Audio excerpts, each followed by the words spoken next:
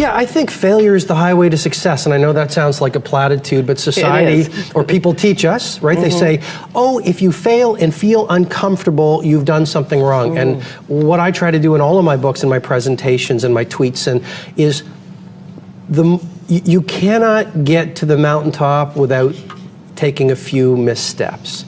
And so a business that wants to win, you have to outfail your competition. And as human beings, failure is not a bad thing. Ask yourself, what's the opportunity from the failure, and get into the game, because when you get to the last hour of your last day, it will not be the failures you regret, it'll be all the risks you didn't take.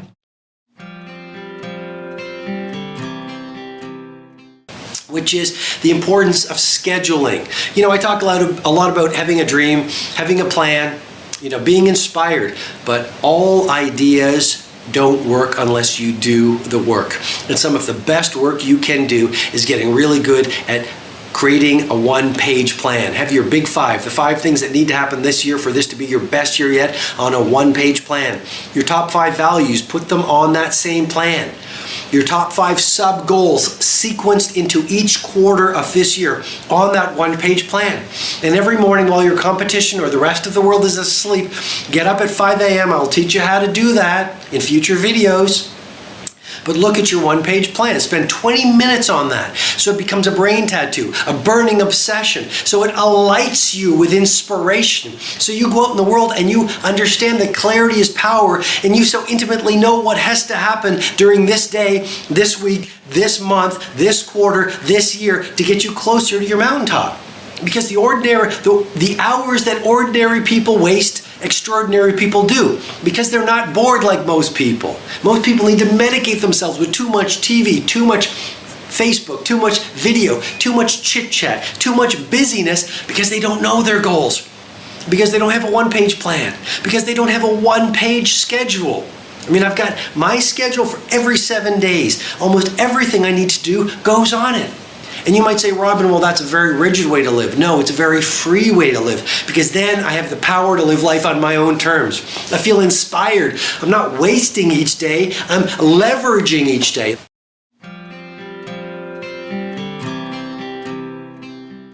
Reading a book or going to a conference or having a great conversation where you get this golden information, that's all fantastic. But what makes mastery is execution on the ideas, not the ideas. And so no idea works unless you're willing to roll up your sleeves, do the practice, invest the time, put in the effort, do the work. I think we've all observed a lot of people who they love reading the books. They love showing up at the courses. They do all the online training and nothing ever changes. And they say, well, I don't know why it doesn't change, why my life doesn't change, why my thinking doesn't change, why my performance doesn't change, why my relationships don't change. Well, it's because ideas don't work if you don't execute on them. So if you look at the great business builders, you look at any great performer, one thing that makes them great is their grit. One thing that makes them great is their hunger to practice. One thing that makes them great is they are willing to sacrifice. Yes, they're passionate, but did you know the root of the word passion is suffering? You've got to be willing to suffer for your vision. You've got to be willing to suffer to reach BIW, best in world. You've got to be willing to suffer the ridicule and laughter of your critics and your cynics to get to a place called world class.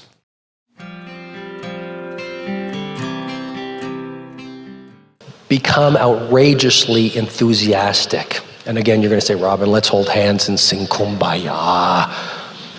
Being enthusiastic isn't important. Next thing you're going to tell me is get up in the morning and look in the mirror and saying, I think I am. I like myself, I like myself, I like myself, I like myself. But isn't it true that the most enthusiastic person in the room influences people? And they elevate people, and they encourage people. Another issue of Fortune magazine a little while ago did a story on Richard Branson's Necker Island conference. He invited all sorts of amazing people. And the reporter in the room said something I've never forgotten. The reporter said, it was striking to me how in each of the conference sessions, the moguls of these giant firms were always the most enthusiastic people in the rooms. It's amazing to me when I meet world-class CEOs. They are the most humble, the most passionate, they are the most engaged, they are the most lively people in the room. I think it's fundamentally important to be the most enthusiastic person you know. I think in so many ways, leadership is about inspiring people by your example.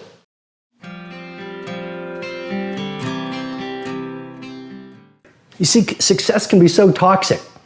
And it happens, it is such a pull on every human being. It just plays with your mind.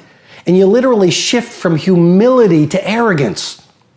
You shift from humility to arrogance. And once the arrogance sets in a mindset, it starts to populate every other person on the team, every other person in the culture, every other person in the community. And it is a very short fall from success to irrelevance. So lesson number 2 is nothing fails like success. As you become more successful, become more humble. As you become more successful, work even harder. As you become more successful, care even more about your product. As you become more successful, learn even more. I invite you, when you are the titan of your industry, be sitting in the room with 18-year-olds beginning their game. When you are the icon of your field, be the person who is up, not at 5 o'clock anymore, let's play at 4 o'clock, reading, listening to the podcast, writing in your journals, setting your goals, focusing on your intentions. As you become more successful, be more humble. As you become more successful, be even more punctual. As you become more successful, become even more passionate. As you become older, become even younger. Yesterday, I was walking on the street and I met this man in his 80s. He said, Robin, I finally retired. He's probably close to 90. And he is a legendary clothier in the country that I live in. And he just retired. And he started his shop, which is now an empire, in 1954. So I don't know what that is, but that is decades and decades and decades and decades. And he did not want to retire. He just retired, but he is still on fire to do amazing things. Age is just a number. Do not let an old person into your body. Nothing fails like success.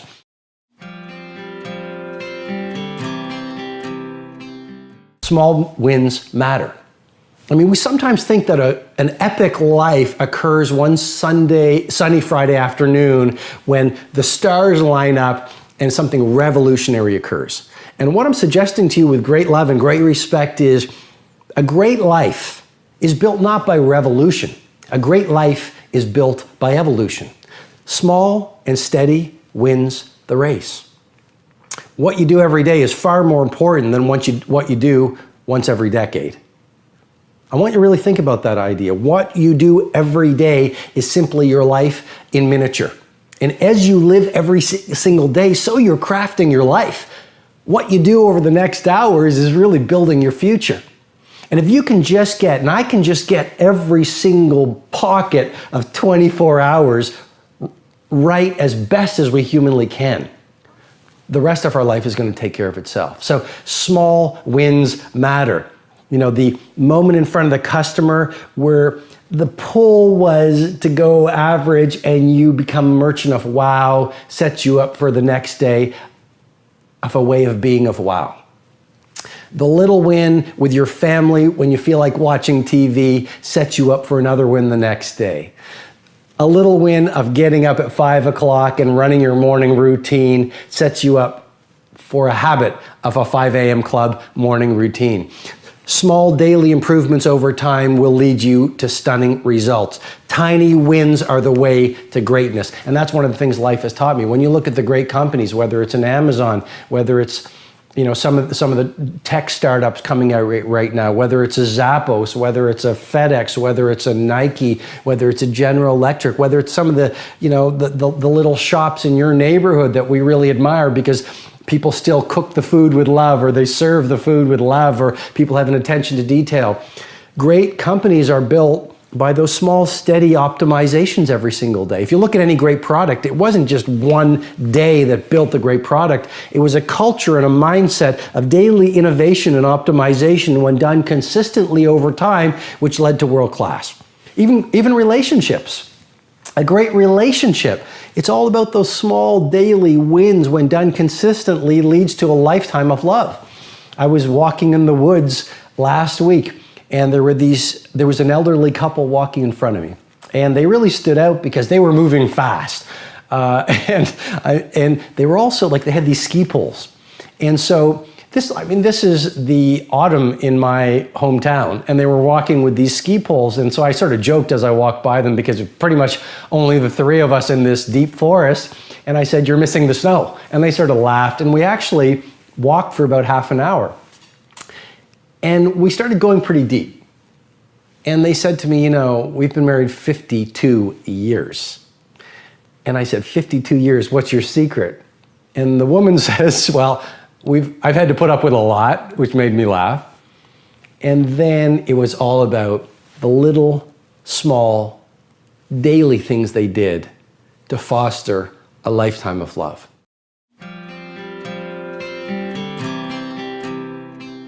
I run what I call the 20-20-20 formula. I shared it with you, and many people around the world have found great value from it.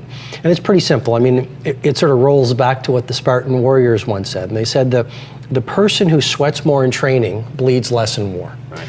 And whether you're an entrepreneur, whether you're an artist, whether you're a baker, whether you're a yoga teacher, whether you're a mom, whether you're a street sweeper, when you walk out in the world, there's a call on your life to bring your best game to the world and release as much talent as possible. Mm-hmm. And a lot of people, what they do is they get up every morning and they sort of run their day by default. Right. And they're chasing the day and they let life act on them in a very reactive way. And so I think what we want to do is see ourselves as warriors of some sort, where we take from 5 to 6 every morning and we prepare ourselves mentally, physically, emotionally, and spiritually.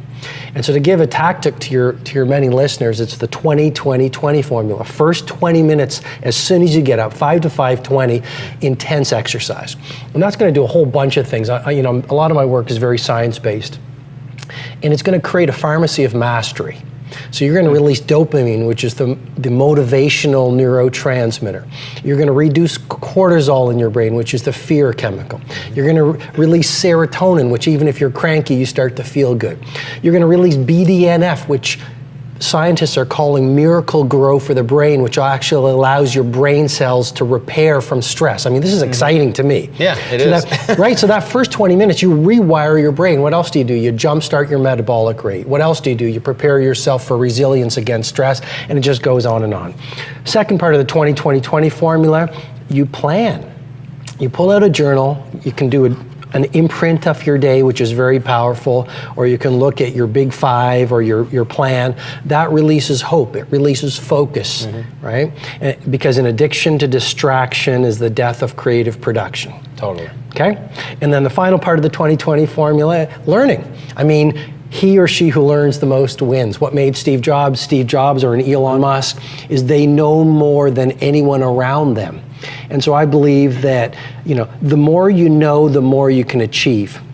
And there's great value investing as much money as you have into audiobooks or programs like you do at the Genius, the 25K conference and the Genius Network, or whatever it is. But, every quarter I make sure I get out of my office and I go off to a conference. I invest a lot of money in learning and training and coaching, and that's the 20-20-20 formula.